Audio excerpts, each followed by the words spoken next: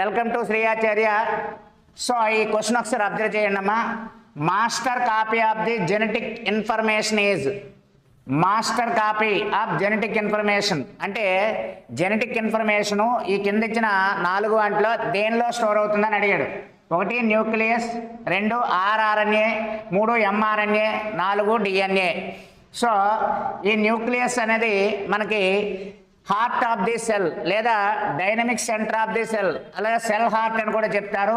ఈ న్యూక్లియస్లోనే మనకి DNA plus RNA ఇవన్నీ కూడా కనిపిస్తాయి. కాకపోతే ఇందులో జెనెటిక్ ఇన్ఫర్మేషన్ ఎందులో ఉంటుంది అనేది మీరు జాగ్రత్తగా అబ్జర్వ్ చేస్తే మనకి డిఎన్ఏలో ఉంటుంది.